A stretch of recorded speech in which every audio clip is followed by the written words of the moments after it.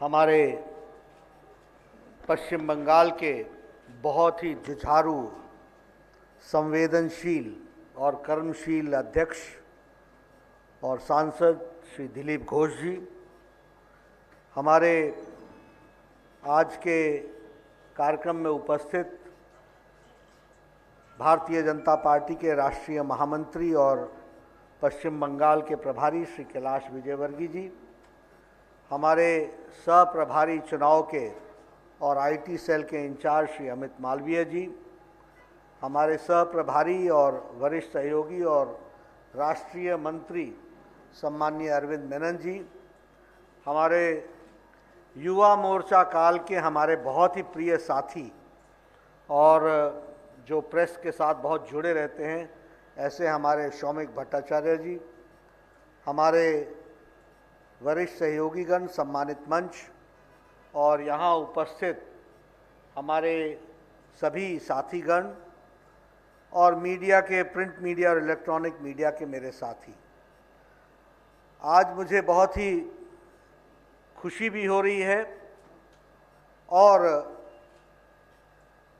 Bharatiya Janata party चुनाव के क्रम में जिस तरीके से आगे बढ़ते हुए बंगाल की प्रबुद्ध जनता उनका सहयोग लेते हुए आगे बढ़ने का निश्चय किया है, उस क्रम में आज एक कदम उठाते हुए लखो सोनार बांग्ला, इस लक्ष्य को लेकर के हम चले और इसकी शुरुआत आज जब हम कर रहे हैं तो लखो सोनार बांग्ला को हमने अगर याद करना है तो हमको वो बंगाल की संस्कृति जो हम सुनते रहे कि what Bengal thinks today India thinks tomorrow, ये जो इसका गौरवमय इतिहास रहा है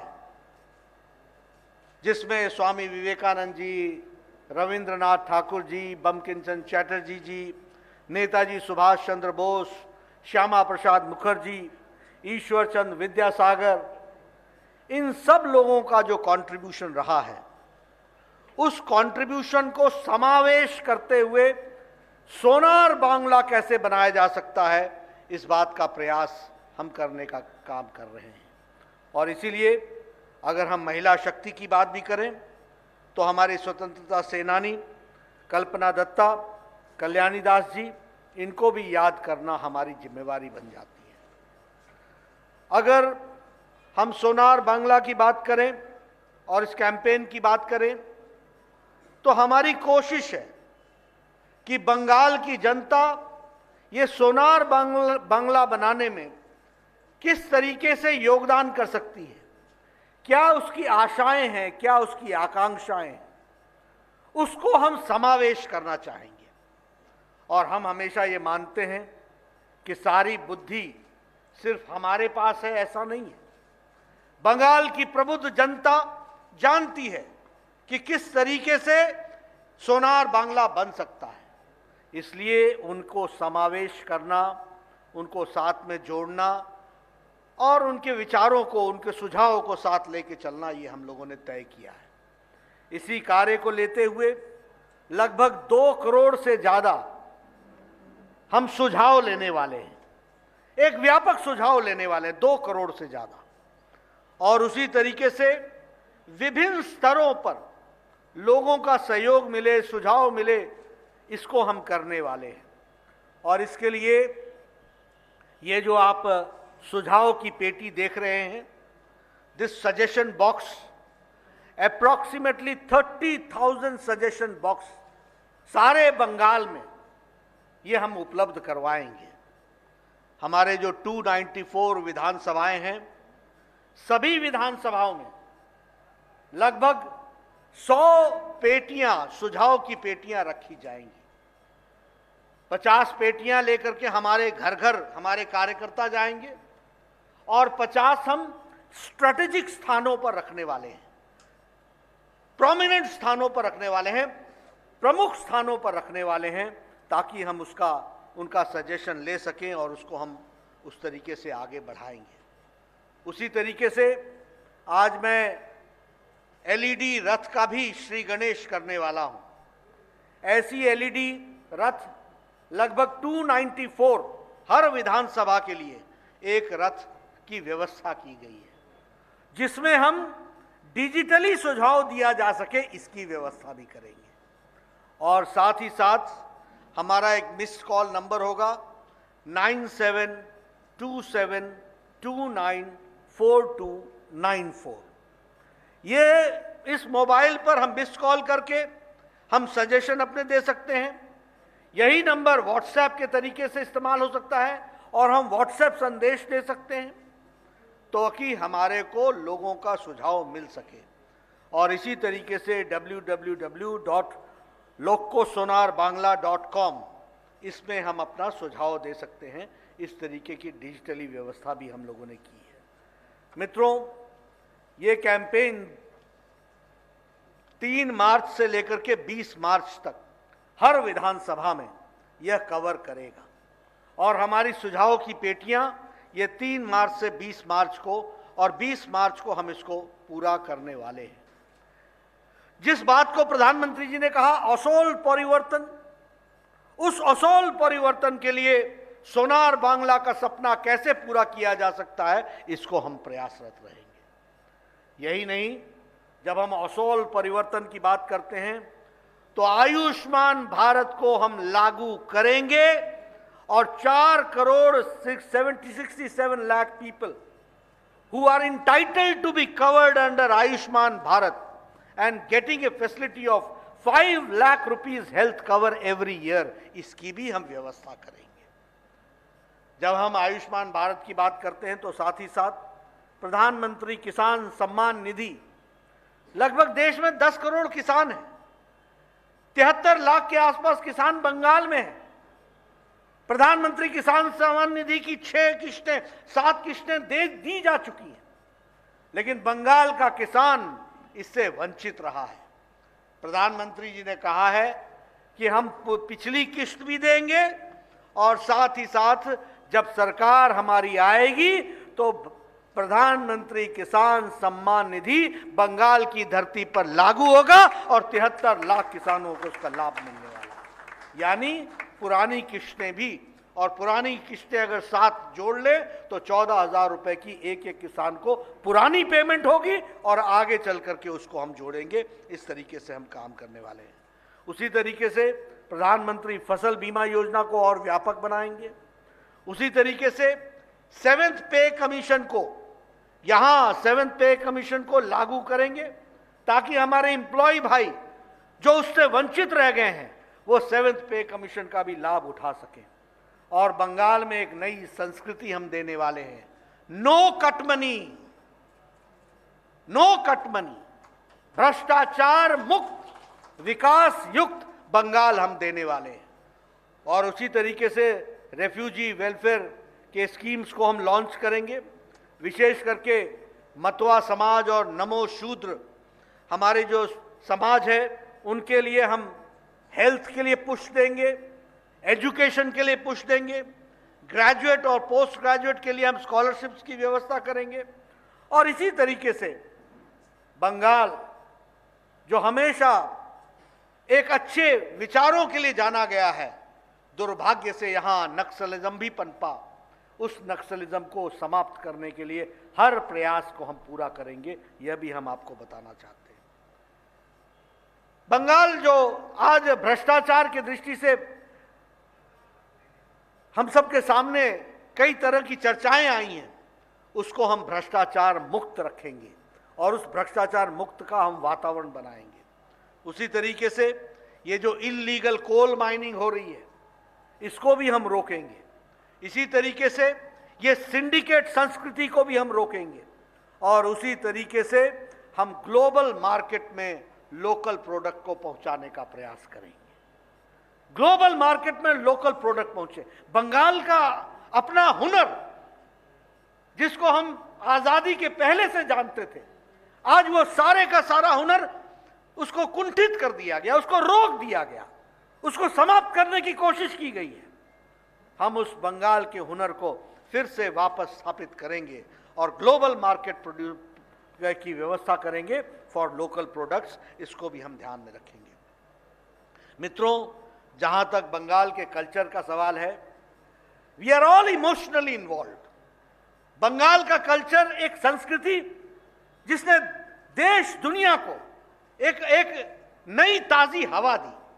जब मैं विवेकानंद जी की बात करता हूं, जब मैं रविंद्रनाथ ठाकुर जी की बात करता हूं, जब मैं बंकिम चंद्र चटर्जी की बात करता हूं, जब मैं ईश्वर चंद्र विद्यासागर जी की बात करता हूं, ये सब लोग ऐसे थे, श्यामा प्रसाद मुखर्जी की बात करता हूं, ये सब ऐसे थे जिन्होंने बंगाल की धरती से जरूर जन्म लिया हो, लेकिन उन्होंने देश को दिशा दी, संस्कृति को दिशा दी, दुनिया को दिशा दी। ये हमको समझना चाहिए और इसलिए उस कल्चर को हम स्थापित करने का प्रयास करेंगे। मैं आज जब अच्छी अच्छी बातें कर रहा हूं तो मैं राजनीतिक बातें करके वातावरण दूषित नहीं करूंगा, लेकिन अगले भाषणों में मैं बताऊंगा, जब मैं परिवर्तन यात्रा की समाप्ति पर जाऊंगा तो मैं वहां चर्चा करूंगा कि ये संस्कृति थी बंगाल की और उस संस्कृति को कहां ला करके खड़ा कर दिया, आज किस मोड़ पर ला करके खड़ा कर दिया। मित्रों, इसको रिवाइव करना हमारी जिम्मेवारी है। The pride of Bengal has to come back, that Sonar Bengal has to come back, that Bengal which led the country, that has to come back. और उसके लिए हम प्रयासरत होंगे, यह हम आपको जरूर कहना चाहते हैं। उसी तरीके से अगर हम बात करें किसानों की, आज ये धरती, यहाँ की जो जो जो इसकी उर्वरकता है, जो इसकी कैपेसिटी है, उसका उपयोग नहीं हो रहा है। जितनी धरती हमारी एलुवियल है उतना ही इसकी यील्ड होनी चाहिए, वो यील्ड नहीं हो रही है। जितना इसका इरिगेटेड लैंड होना चाहिए वो नहीं है, और जो किसानों को इसकी कीमत मिलनी चाहिए वो नहीं मिल रही है। मित्रों, क्रॉप का सही दाम मिल सके किसानों को, इसके लिए हम प्रयासरत रहेंगे और यह हमारी कोशिश रहेगी कि हम इसको प्रयास करें। जब मैं आपसे सुझाव मांगता हूं तो मैं किन बातों के लिए सुझाव मांगता हूं? आपसे मैं सुझाव मांगता हूं कि यहां पर आर्थिक जगत में पुश कैसे दिया जा सके। अगर ब्रिटिशर्स ने आकर के बंगाल को देखा कि this is an industrial town, this is an industrial area, यहां पर इंडस्ट्री का विकास की संभावनाएं हैं, उसके बाद जिस तरीके से इंडस्ट्री फ्लश की, जब आजादी मिली तो बंगाल इंडस्ट्रियल एरिया की दृष्टि से किस तरीके से आज बढ़ा था, और आज धीरे धीरे पिछले 60-70 सालों में एक एक इंडस्ट्रियलिस्ट ने अपनी इन्वेस्टमेंट यहां से हटा ली। ये सूखा पड़ गया। हमको विचार करना पड़ेगा कि ये क्यों हुआ और इसको हम कैसे रिवाइव कर सकते हैं। और प्रधानमंत्री मोदी जी इस बात के लिए कटिबद्ध हैं कि पश्चिम अगर विकसित हुआ है तो पूर्व को भी पूरा विकास करना है और मुख्य धारा में शामिल करना है। इस बात के लिए हम कटिबद्ध हैं। इसलिए हम कैसे इंडस्ट्रियल पुश दे सकते हैं, कैसे हम एग्रीकल्चरल पुश दे सकते हैं, कैसे हम इकोनॉमिक पुश दे सकते हैं, और कैसे हम स्वास्थ्य के दृष्टि से, मुझे दुख होता है, मैं स्वास्थ्य मंत्री था, यहां डेंगू फैला, हमको डेंगू की रिपोर्टिंग ही नहीं दे रही थी सरकार। यहां लोग डेंगू से जाने गंवा रहे थे। मैं स्वास्थ्य मंत्री की दृष्टि से ममता जी से पूछता था, give me the reporting of dengue. वो डॉक्टरों को धमकी देती थी कि यहां से कोई रिपोर्टिंग नहीं होनी, और हमारे को रिपोर्टिंग नहीं हो रही। आप बताओ, national centre for disease control हमारे पास, आप बताओ कि हर तरीके से डिजीज को कंट्रोल करने की व्यवस्था हमारे पास। मैं टीम भेजना चाहती हूं, मैंने टीम भेजी थी, अभी कोरोना में भी टीम भेजी थी, आपने उनको गेस्ट हाउस से बाहर नहीं निकलने दिया। यह बंगाल की जनता के साथ अन्याय। ये हेल्थ को पुश देने की जरूरत है। आप बताइए, कोरोना में यहां पर टीम आई थी कि नहीं आई थी? सेंट्रल टीम आई थी कि नहीं आई थी? आप बताइए, डेंगू के लिए यहां टीम हमने भेजी थी कि नहीं भेजी थी? आपने उनको एक तरीके से कैद कर दिया रेस्ट हाउस में और सर्किट हाउस में, और वो भी सेंट्रल गवर्नमेंट के सर्किट हाउस में, सेंट्रल गवर्नमेंट के जो संस्थान है उनके गेस्ट हाउसेस में, और कहा आप आराम करो और जाओ वापस, हम आपको कोई रिपोर्टिंग नहीं करेंगे। मित्रों, मैं आपसे हेल्थ के दृष्टि से सुझाव चाहता हूं। आयुष्मान भारत तो हम लागू करेंगे ही करेंगे, लेकिन बंगाल, अगर बंगाल हेल्थ में पिछड़ा रहेगा तो देश कैसे आगे बढ़ेगा? इसलिए बंगाल को हेल्थ के दृष्टि से भी पुश देने की जरूरत है। और मैं देखता हूं, देखिए मैं हिमाचल का रहने वाला हूं, मेरे यहां लोग नैना देवी घूमने आते हैं, मेरे यहां लोग ज्वाला जी घूमने आते हैं, मेरे यहां लोग चामुंडा देवी घूमने आते हैं। ये सब शक्तिपीठ है। छोटा सा प्रदेश, रिलीजियस टूरिज्म। और बंगाल जहां हर शहर, हर गांव किसी न किसी टूरिज्म के, रिलीजियस टूरिज्म से जुड़ा हुआ है, तब भी यहां टूरिस्ट नहीं आ पा रहे हैं। हमको इस पर सुझाव चाहिए, हम कैसे रिलीजियस टूरिज्म को बढ़ा सकते हैं। बंगाल में जिस तरीके का सांस्कृतिक और जिस तरीके का हमको यहां पर पूजा पद्धति की दृष्टि से जो दृष्टि मिली है, उसको हम कैसे बढ़ावा दे सकते हैं। काली पूजा, दुर्गा पूजा देश भर में जानी जाती है, वो बंगाल के नाम से जानी जाती है, उसकी आइडेंटिफिकेशन बंगाल के साथ होती है, और बंगाल उससे वंचित रह जाए, ये हम कभी बर्दाश्त नहीं करेंगे। इसलिए मैं चाहूंगा कि ये सुझाव भी आए और बंगाल रिलीजियस टूरिज्म में भी आगे बढ़े। इसी तरीके से हम उसको बढ़ाने का प्रयास करेंगे। आप देखिए चाय के बागान, आप बताइए दुनिया में चाय के बागानों की दृष्टि से हम लोगों ने सारी चीजों को देखा है कि नहीं देखा है, और हमारा नाम है कि नहीं है।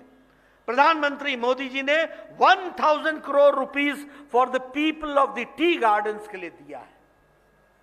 हमको सुझाव चाहिए, चाय बागानों में काम करने वाले लोगों के बच्चों की शिक्षा कैसे उत्तम हो सकती है, उनका स्वास्थ्य उत्तम कैसे हो सकता है, उनको नौकरियों में समावेश कैसे किया जा सकता है, उनको चाय के बागानों में काम करते हुए अच्छी सुविधाएं कैसे दी जा सकती हैं। 1000 करोड़ हैव बीन गिवन इस बजट में, 1000 करोड़ रुपए। सुझाव चाहिए कि वह धरती पर कैसे लगे और कैसे वो कट मनी से बचे, इसकी भी हमको सुझाव चाहिए। ये भी हमको चिंता करने की जरूरत है। कैसे टोलाबाजी से बचे, इसकी भी हमको चिंता करनी चाहिए। इसके बारे में भी हमको बचाव करना चाहिए, और रास्ता आप ही बताएंगे, क्योंकि कट मनी आपको ही देना पड़ता है, उसको कट आप ही करेंगे। इस बात का भी हमको सुझाव चाहिए होगा। ये मैं आपसे जरूर शेयर करना चाहता हूं। मित्रों, अगर मैं बात करूं केंद्र सरकार की योजनाओं की, आप देखिए अगर स्वच्छ भारत अभियान हमने लागू किया तो लोग हंसे, क्या प्रधानमंत्री मोदी जी लाल किले के प्राचीर से स्वच्छता की बात कर रहे हैं। मित्रों, 11 crore toilets have been constructed in last 6 years। 11 crore, 11 crore toilets बने हैं, और वेस्ट बंगाल में 1.4 करोड़ बने हैं। Do you know what is the meaning of these toilets? Number 1, it is the empowerment of women. आप सोचिए, हमारी बहनों को गांव में अपने दैनिक नित्य क्रम के लिए सूर्योदय और सूर्यास्त का इंतजार करना पड़ता था। एम आई राइट? क्या मैं सही बोल रहा हूं? क्यों? क्योंकि वो बाहर जा नहीं सकती थी। आप बताइए, 1 करोड़ 40 लाख टॉयलेट्स वेस्ट बंगाल में बने, 11 करोड़ देश में बने, और 11 करोड़ में अगर 1 करोड़ 40 लाख बंगाल का हिस्सा है, तो आप समझ सकते हैं कि महिलाओं के साथ कितना अन्याय हो रहा था।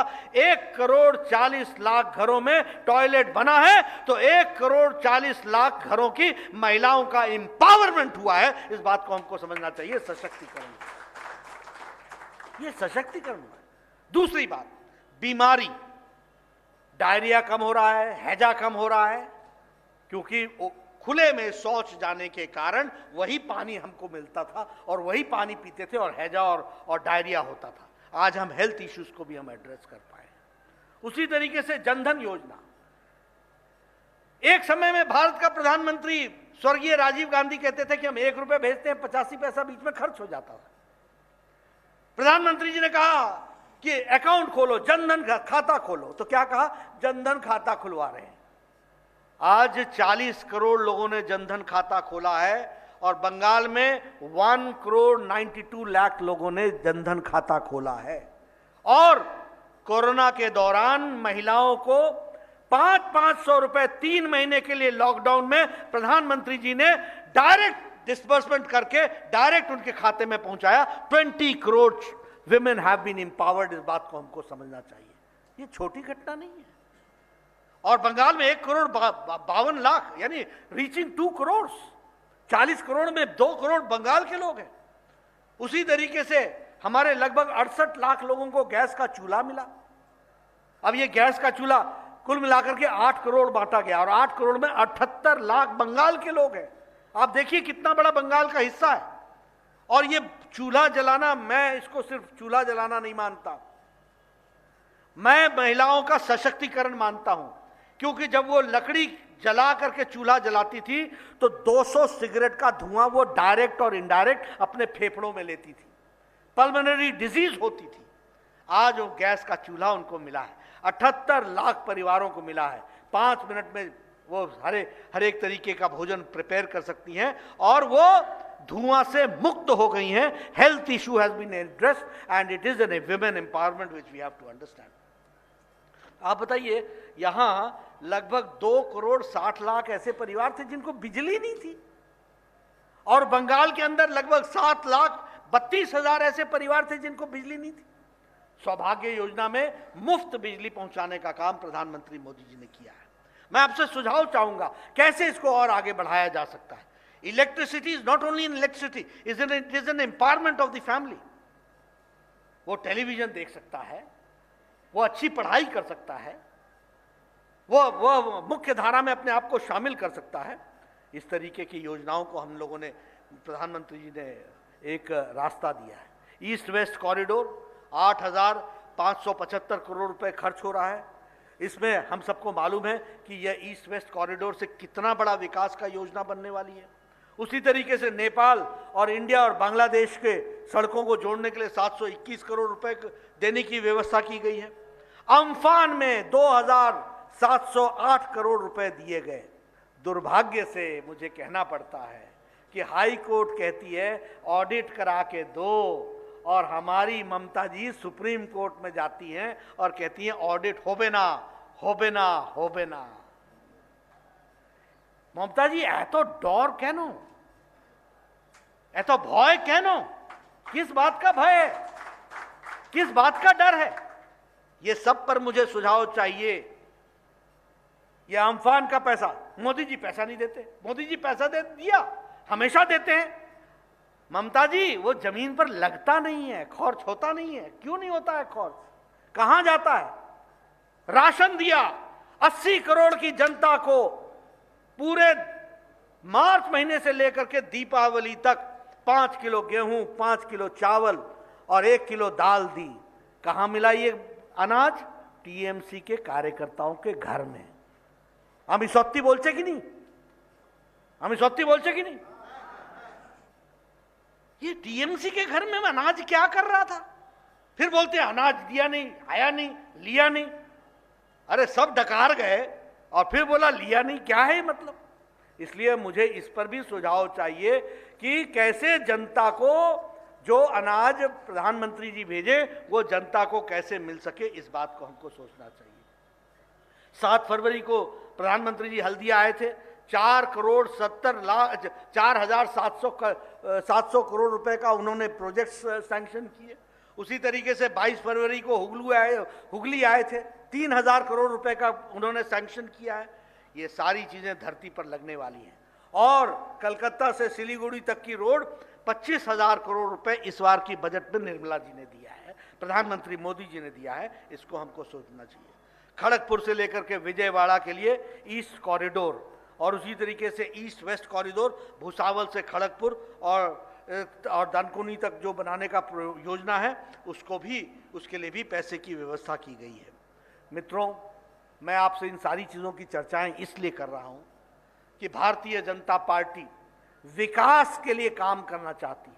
बंगाल के विकास लखो सोनार बांग्ला, और सोनार बांग्ला के लिए आपने के हमको सजेशन चाहिए, आपका सजेशन चाहिए, आपका सुझाव चाहिए। वो आप सुझाव दीजिए। मैंने आपको बताया कि हमारी एलईडी वैन्स ये भी डिजिटली सुझाव लेंगी, पेटी में भी सुझाव डालेंगे। ऐसी पेटियां 30,000 बनेंगी और ये 30,000 में से 100 हर पर कॉन्स्टिट्यूंसी जाएंगी, 50 स्थानों पर रखी जाएंगी और 50 घर घर जाकर के सुझाव लेंगे। हम बंगाल को समावेश करके चलना चाहते हैं और उसकी शुरुआत करने का सौभाग्य मुझे मिला है। मैं हमारे भारतीय जनता पार्टी बंगाल यूनिट को बधाई देना चाहता हूं, जिन्होंने इतनी व्यापक योजना बनाई है और ये व्यापक योजना जरूर काम आएगी।